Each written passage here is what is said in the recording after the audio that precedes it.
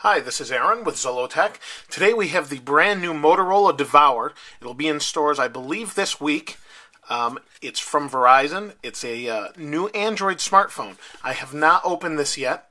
It's a slider. A lot smaller box than I thought. Let me just give you a size comparison. The box is the size of the iPhone. So that's a little bit smaller than it may look in pictures. Let's go ahead and take a look at this. Go ahead and open this. There we go. Oh, it's a little bit bigger than I expected. It's the size of the whole box. They just use pretty efficient packaging here. So let's go ahead and open this up.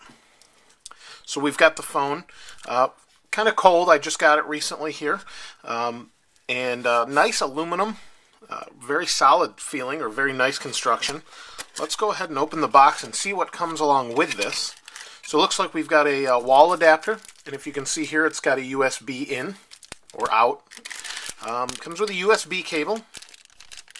And pretty hefty one too. Let's go ahead and take a look at that. So the end is micro USB and or with a regular end on it, just like anything else. It says Ecomoto. And it looks like we got the battery. So there's the battery and a little bit of paperwork here, getting to know the Moto Blur. So what this is, it's an Android 1.6 smartphone with Moto Blur. It's like the Motorola Click on T-Mobile as far as the interface is concerned.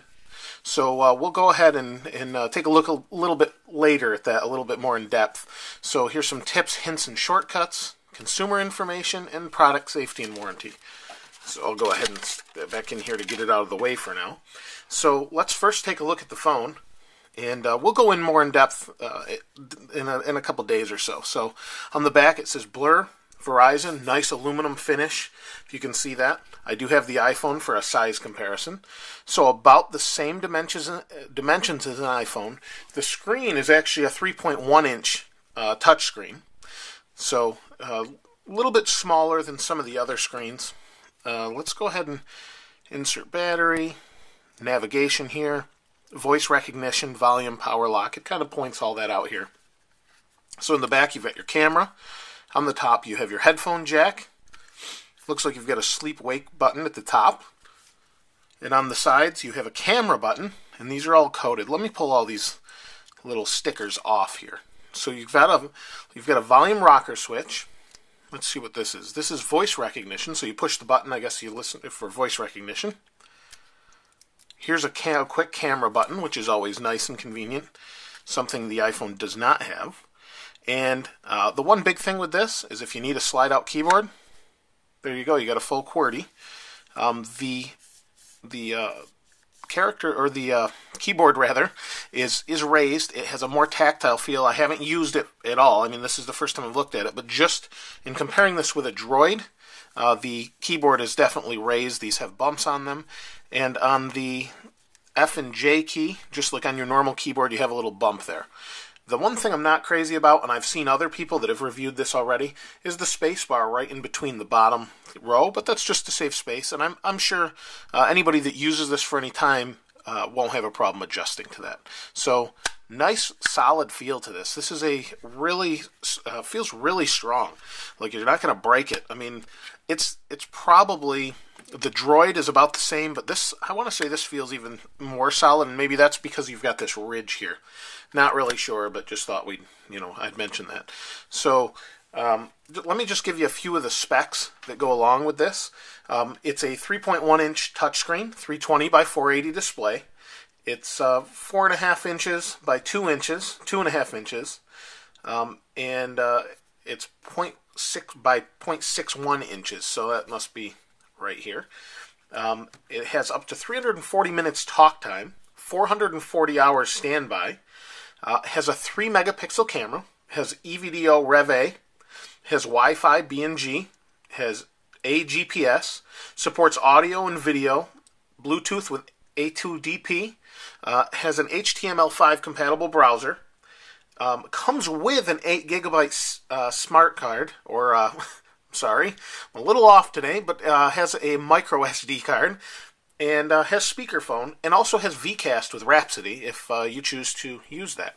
So let's go ahead and just take a look at the battery cover here. See how we get that off. Let's see. On the side, to insert battery, this flips open. Okay, so we slide that back. It's kind of different, and it flips open. So, and it's held on with like a little dongle here. I don't know if you can see that. Let's pull this out. It says do not cut, so you've got this little tab to pull the battery out.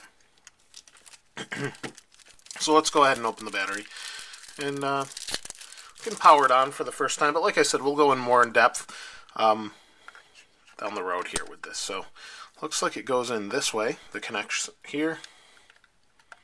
It's different for a battery, but nice that it has a removable battery. So we just pull this, comes out, and it doesn't really click. Or maybe it does. There we go. Yeah, I just didn't push it in far enough. You've got a little holder right here. You've got your micro SD slot right here.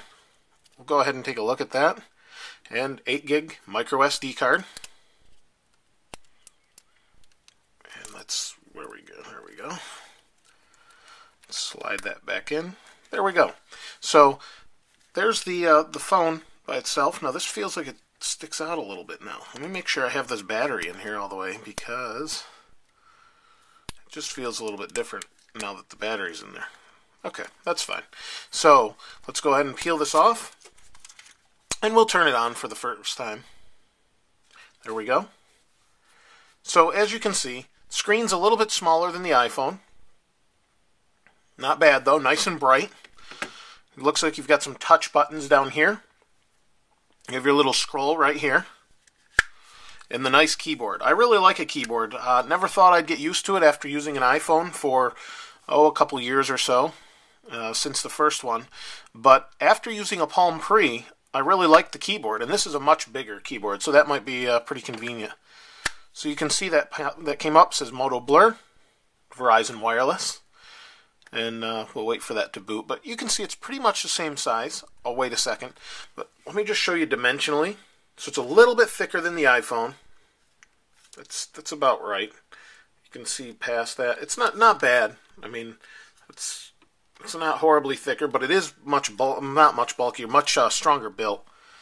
Let me go back here. So it has some haptic feedback when I'm touching this. Go back. Well, I hit a button, so you can see it instantly switched. Emergency dialer. Let's go ahead and do that. There we go. Welcome to Moto Blur.